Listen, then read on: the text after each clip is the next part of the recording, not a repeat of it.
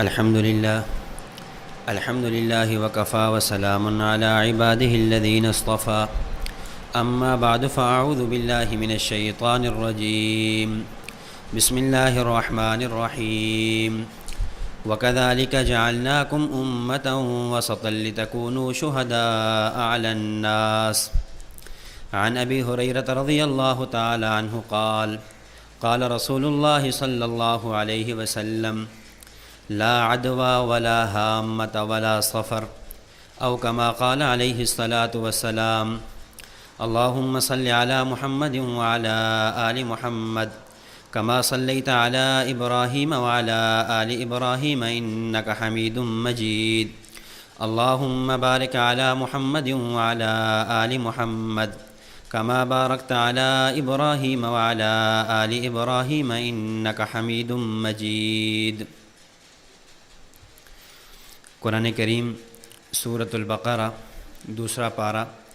آیت نمبر 143۔ اس آیت مبارکہ میں اللہ رب العزت نے امت محمدیہ صاحب الصلاۃ والتسلیم کی ایک خصوصیت بیان فرمائی ہے۔ امت محمدیہ کی جہاں دیگر کئی خصوصیات ہیں، ان میں خصوصیت یہ بھی ہے کہ وَكَذَلِكَ جَعَلْنَاكُمْ أُمَّةً وَسَطًا، کہ اس امت کو ہم نے امت معتدلہ بنایا ہے۔ اس امت میں اعتدال کا وصف ہے، نہ اس میں افراط ہے نہ تفریط ہے، نہ الحاد ہے نہ بدعات ہے، نہ دین میں کمی کرنا ہے اور نہ ہی دین میں زیادتی کرنا ہے، نہ ہی دین کے ثابت شدہ مسائل کا انکار ہے، اور نہ ہی جو چیزیں دین میں موجود نہ ہوں ان کا اضافہ کرنا ہے۔ چنانچہ اہل سنت والجماعت کا بھی یہی موقف اور مسلک رہا ہے کہ وہ دین کے تمام احکام میں، تمام امور میں اعتدال کے دامن کو تھامتے ہیں، چاہے اس کا تعلق ہمارے عقائد و نظریات سے ہو، ہماری احکام و عبادات سے ہو، ہمارے اخلاق و آداب سے ہو، ان تمام کے اندر جو بنیاد ہے وہ اعتدال ہے۔ نہ افراط کو پسند کیا گیا ہے اور نہ ہی تفریط کو پسند کیا جاتا ہے۔ چنانچہ ابھی ہمارے ہاں صفر المظفر کا مہینہ شروع ہے، جو اسلامی سال کا دوسرا مہینہ ہے۔ جس طرح کچھ لوگ عقائد و نظریات میں اضافہ بھی کر لیتے ہیں، کمی کر لیتے ہیں، افراط کر لیتے ہیں، تفریط کر لیتے ہیں، اسی طرح عبادات کا معاملہ آتا ہے، وہاں پر بھی ایسا ہو جاتا ہے، کسی چیز کا اضافہ کر دینا، کسی چیز کو کم کر دینا۔ بعینی ہی جب مختلف مہینے شروع ہوتے ہیں تو ان مہینوں میں بھی افراط اور تفریط ہو جایا کرتا ہے۔ اب صفر المظفر میں کچھ لوگ ایسی چیزیں جو دین میں ثابت نہیں ہیں ان کو توہمات کے نام سے، خزعبلات کے نام سے، رسومات کے نام سے ان کو دین کا حصہ سمجھ بیٹھتے ہیں، اور کچھ لوگ ایسے ہیں کہ جو چیزیں دین میں ثابت ہیں اس کا انکار کر بیٹھتے ہیں۔ جو چیز ثابت نہ ہو اس کو دین کا حصہ بنا لینا، یہ افراط ہے، یا دوسرے انداز میں یہ بدعات ہیں۔ جو چیز دین میں ثابت ہے اور اس کا انکار کر دینا، یہ تفریط ہے، یا اس کو الحاد کہہ سکتے ہیں۔ تو صفر المظفر میں بھی ایسا ہی ہے کہ اس مہینے میں کچھ چیزیں ایسی ہیں جو توہمات کے قبیل سے ہیں، جن کی شریعت کے اندر کوئی اصل نہیں ہے، شریعت میں کوئی حقیقت نہیں ہے، لیکن اس کو شریعت اور دین کا حصہ سمجھ کر اس کو کیا جاتا ہے اور اس کا نظریہ رکھا جاتا ہے۔ تو صفر المظفر کے حوالے سے جو ہمارے ہاں چند چیزیں رائج ہیں میں ان کا تذکرہ کروں گا۔ سب سے پہلے تو یہ سمجھیں کہ صفر یہ اسلامی سال کا دوسرا مہینہ ہے۔ اسلامی سال جو محرم الحرام سے شروع ہوتا ہے، ذی الحجہ پہ جا کر ختم ہو جاتا ہے، اس کا دوسرا مہینہ صفر ہے۔ صفر کا لغوی معنی ہوتا ہے خالی ہونا، صفرہ، اسی سے لفظ صفر بھی ہے، صفر کو صفر اس لیے کہتے ہیں وہ خالی ہوتی ہے، تو صفر کا معنی ہے خالی ہونا۔ علامہ ابن کثیر رحمۃ اللہ علیہ نے تفسیر ابن کثیر میں اس کی وجہ تسمیہ لکھی ہے۔ حضرت فرماتے ہیں کہ چونکہ شروع اسلام میں اور زمانہ جاہلیت میں بھی 4 مہینے ایسے تھے جو حرمت والے تھے، جن کو ہم اشہر حرم کہتے ہیں، کہ جن مہینوں کے اندر قتل و قتال کرنا، ان مہینوں میں لڑائی کرنا، جنگ کرنا یہ جائز نہیں تھا۔ ان میں 3 مہینے تو لگاتار ہیں، ذوالقعدہ، ذوالحجہ اور محرم، یہ 3 مہینے لگاتار ہیں، اور ایک چوتھا مہینہ ہے جو رجب ہے، جو شعبان سے پہلے آتا ہے۔ تو 3 مہینے ایسے ہوا کرتے تھے کہ جن کے اندر قتل و قتال کی اجازت نہیں تھی۔ تو چونکہ اہل عرب کی گھٹی کے اندر قتل و قتال تھا، شجاعت تھی، جرأت اور بہادری تھی، تو ان کے لیے بہت مشکل ہو جاتا کہ وہ 3 مہینے قتل و قتال سے باز رہتے۔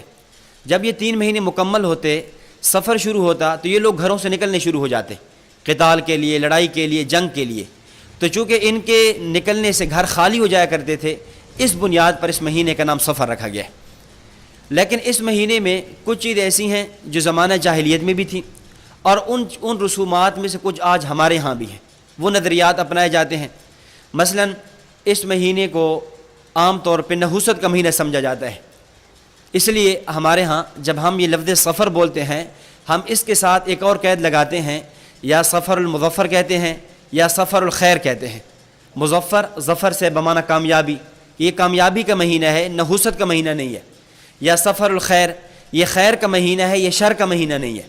تو یہ جو سفر کے بارے میں ایک نظریہ تھا کہ یہ منحوس مہینہ ہے، اس مہینے میں کوئی کام کریں وہ کام پورا نہیں ہوتا، اس مہینے میں شادی نہیں کرنی چاہیے، نکاح نہیں کرنا چاہیے، کوئی اچھا کام نہیں کرنا چاہیے، یہ ایک نظریات تھے جو زمانہ جاہلیت میں بھی رائج تھے، اور ان کا مابقیہ کچھ آج بھی لوگوں کے اندر موجود ہے۔ نبی اکرم صلی اللہ علیہ وسلم نے احادیث مبارکہ میں اس نظریہ کی تردید فرمائی۔ چنانچہ صحیح بخاری کی روایت ہے، حضرت ابو ہریرہ رضی اللہ تعالیٰ عنہ سے مروی ہے، نبی اکرم صلی اللہ علیہ وسلم نے فرمایا، لا عدوى ولا طیرۃ ولا حامۃ ولا سفر۔ یا 4 چیزوں کی نفی فرمائی ہے کہ عدوہ، یہ جو نظریہ ہے کہ بیماری اللہ کے حکم کے بغیر متعدی ہو جاتی ہے، یہ صحیح نہیں ہے۔ ولا طیرۃ، بدشگونی کا نظریہ، یہ بھی ٹھیک نہیں ہے۔ ولا حامۃ، حامہ ایک نظریہ تھا، مشرکین مکہ کہا کرتے تھے کہ جب کوئی آدمی مر جاتا ہے، دنیا سے چلا جاتا ہے، مقتول ہو جاتا ہے، تو جب تک قاتل مقتول کے ورثاء قاتل سے قصاص نہیں لیتے، اس وقت تک اس کی روح آتی ہے اور وہ آ کر کہتی ہے کہ مجھے خون پلاؤ، مجھے خون پلاؤ۔ تو فرمایا اس کی بھی کوئی حقیقت نہیں ہے۔ اور ساتھ ہی فرمایا ولا سفر، یہ جو سفر کو تم منحوس سمجھتے ہو، سفر کو شر کا مہینہ سمجھتے ہو، اس کی بھی کوئی حقیقت نہیں ہے، کیونکہ کوئی بھی مہینہ ہے وہ اس کے اندر جو ہے فی نفسی ہی کوئی برائی نہیں ہوتی۔ اگر برائی آتی ہے تو انسان کے عمل کی وجہ سے آتی ہے، اگر اس کے اندر جو کمزوری آتی ہے تو انسان کے اپنے گناہوں کی وجہ سے آتی ہے، ورنہ زمانہ سارا کا سارا اللہ کا پیدا کرتا ہے۔ جو بھی مہینہ ہو، وہ سارے مہینے، وہ سارے زمانے، سارے دن اور رات، یہ اللہ تعالیٰ کے پیدا کردے ہیں۔ چنانچہ صحیح بخاری ہی کی روایت ہے، حضرت ابو ہریرہ رضی اللہ تعالیٰ عنہ فرماتے ہیں، حدیث قدسی ہے کہ قال اللہ تبارک و تعالی، اللہ تعالیٰ فرماتے ہیں، یؤذینی ابن آدم، ابن آدم مجھے تکلیف پہنچاتا ہے، یسب الدہر، وہ زمانے کو گالی دیتا ہے، کبھی کس مہینے کو منحوس سمجھتا ہے، کبھی کس مہینے کے بارے میں کیا تصورات، کیا نظریات اپناتا ہے، حالانکہ انا الدہر، میں ہی زمانہ ہوں، بید الامر، یہ معاملات کی جو تدبیر ہے یہ میرے ہاتھ میں ہے، اقلب اللیل والنہار، میں دن کو پلٹتا ہوں، رات کو لے کر آتا ہوں، جو کروں میں کرنے والا ہوں۔ زمانے کو برا بلا کہنا گویا مجھے برا بلا کہنا ہے۔ اس لیے کسی مہینے کے بارے میں یہ نظریہ رکھنا کہ یہ منحوس ہے، یہ غلط ہے، یا یہ جو اس مہینے کے اندر خیریں نہیں ہیں، اس مہینے کے اندر شرور ہیں، یہ بالکل غلط ہے۔ اور پھر اگر ہم تاریخ کے اندر دیکھیں تو ہمیں ایسے واقعات ملتے ہیں، اور ایک بہت بڑی تعداد میں ملتے ہیں کہ جس کے اندر سفر کے مہینے میں کیے گئے کاموں میں بڑی خیر تھی، سفر میں جو اعمال کیے گئے وہ ان میں بڑی برکت تھی۔ اور سفر المظفر میں تاریخ کے اندر ایسے واقعات ہیں کہ جس سے امت کے لیے ایک سبق بھی ہے اور امت کے لیے وہ مفید بھی ہیں۔ اگر سفر کا مہینہ نحوست کا مہینہ ہوتا، اگر یہ شر والا مہینہ ہوتا تو یہ نہ پیش آتا۔ مثال کے طور پہ سفر سن 7 ہجری میں قبیلہ دوس کے 70 یا ایک روایت کے مطابق 80 افراد نے اسلام قبول کیا، اور قبیلہ دوس وہی ہے جہاں کہ حضرت سیدنا ابو ہریرہ رضی اللہ تعالیٰ عنہ ہے، اور اسی موقع پہ سیدنا ابو ہریرہ رضی اللہ تعالیٰ عنہ کا بھی قبول اسلام ہے۔ اگر سفر اتنا شر کا مہینہ ہوتا، سیدنا ابو ہریرہ جیسا محدث جس سے تقریباً 5200 روایات مروی ہیں، سب سے بڑے محدث، کتب احادیث میں اکثر روایات ان کی نقل کی جاتی ہیں، ان کا ایمان لانا اسی مہینے میں ہے، اور صرف وہ خود نہیں بلکہ ان کے ساتھ 70 یا 80 افراد ان کے قبیلے کے وہ اسلام لا رہے ہیں۔ اسی طرح نبی اکرم صلی اللہ علیہ وسلم نے اپنی عمر مبارک کے آخری سال میں سن 11 ہجری میں سفر کے مہینے میں آپ علیہ الصلاۃ والسلام نے حضرت فیروز دہلوی رضی اللہ تعالیٰ عنہ کو بھیجا کہ جائیں مدعی نبوت اسود انسی کو قتل کریں. تو حضرت فیروز دہلوی رضی اللہ تعالیٰ عنہ کو اس اہم مہم کے لیے بھیجنا، مدعی نبوت کے خاتمے کے لیے، قتل کرنے کے لیے بھیجنا، یہ اس بات کی دلیل ہے کہ سفر شر کا مہینہ نہیں ہے، ورنہ اتنا بڑا اور اہم کارنامے کے لیے سفر جیسے مہینے کا انتخاب نہ کیا جاتا. اسی طرح نبی اکرم صلی اللہ علیہ وسلم کی پیشن گوئی تھی. آپ علیہ السلام نے فرمایا تھا کہ ایک وقت آئے گا کہ کسرا فتح ہو جائے گا. ظاہر ہے اس وقت دو بہت بڑی طاقتیں تھیں، ایک طاقت کیسر کی تھی، ایک کسرا کی تھی. اور آپ علیہ الصلوۃ والسلام کی یہ پیشن گوئی سیدنا عمر رضی اللہ تعالیٰ عنہ کے دور خلافت میں پوری ہوتی ہے. سن 16 ہجری میں سیدنا عمر رضی اللہ تعالیٰ عنہ کے زمانے میں سفر 16 ہجری میں یہ کسرا فتح ہوتا ہے. تو اتنی بڑی مسلمانوں کے لیے ایک فتح جو ہے وہ اسی مہینے میں اس کی نوید اور خوشخبری لے کر آتی ہے. اور اگر آپ دیکھیں بنو امیہ کا جو دور ہے، خلافت بنو امیہ کا جو زمانہ بنتا ہے، جو سن 40 ہجری سے شروع ہوتا ہے اور 132 پہ جا کر ختم ہوتا ہے، تو یہ تقریباً جو 92 سال ہیں بنو امیہ کے دور کے، ان 92 سالہ بنو امیہ کے دور خلافت میں سب سے اہم ترین جو دور ہے وہ سیدنا عمر بن عبدالعزیز رحمۃ اللہ علیہ کا دور خلافت ہے. عمر بن عبدالعزیز رحمۃ اللہ علیہ کے دور خلافت کے 2 سال، عمر بن عبدالعزیز رحمہ اللہ کا دور خلافت صفر 99 ہجری سے شروع ہوتا ہے اور 101 ہجری پہ جا کر ختم ہو جاتا ہے. تو یہ وہ دور ہے جو پوری بنو امیہ کے دور کا، یعنی جس کو عصر ذہبی، سنہری دور سمجھا جاتا ہے. اس دور کی ابتدا بھی کس میں ہو رہی ہے؟ سفر المظفر میں ہو رہی ہے. تو اگر ہم تاریخ میں دیکھیں تو بہت بڑے ایک واقعات ملتے ہیں سفر کے اندر جو خیر کیے ہوئے ہیں. لہذا یہ نظریہ، یہ کنسپٹ اور یہ تصور کہ یہ سفر شر کا مہینہ ہے، اس میں کیے جانے والا کام وہ مفید نہیں ہے، بدترین ہے، یہ ساری باتیں توہمات میں سے ہیں، ان کا حقیقت سے کوئی تعلق نہیں ہے. نمبر 2، دوسری چیز سفر کے بارے میں جو غلط مشہور ہے، ایک روایت جو عام طور پہ لوگوں نے مشہور کر دی ہے لیکن وہ بالکل موضوع اور من گھڑت ہے. وہ روایت یوں بیان کی جاتی ہے کہ من بشرنی بخروج سفر بشرتہ بالجنہ، کہ جو آدمی مجھے سفر کے ختم ہونے کی خوشخبری دے گا میں اس کو جنت کی خوشخبری سنوں گا. اعاذنا اللہ. آج آپ دیکھتے ہیں یہ ایسی روایت ہے جو جب سفر شروع ہو رہا ہوتا ہے یا سفر ختم ہو رہا ہوتا ہے، سوشل میڈیا کی زینت بن جاتی ہے، فیس بک پہ آ جاتی ہے، لوگ اس کو بہت زیادہ آگے شیئر کر رہے ہوتے ہیں اور لوگ سمجھتے ہیں شاید ہم بڑے دین کا کام کر رہے ہیں اور ہم ایک اہم روایت کو پھیلا رہے ہیں. حالانکہ یاد رکھیں یہ روایت بالکل موضوع ہے، من گھڑت ہے. مشہور محدث سلطان المحدثین ملا علی قاری رحمۃ اللہ علیہ نے اپنی کتاب الموضوعات الکبیر میں اس روایت کو موضوع اور من گھڑت لکھا ہے. علامہ عجلونی رحمۃ اللہ علیہ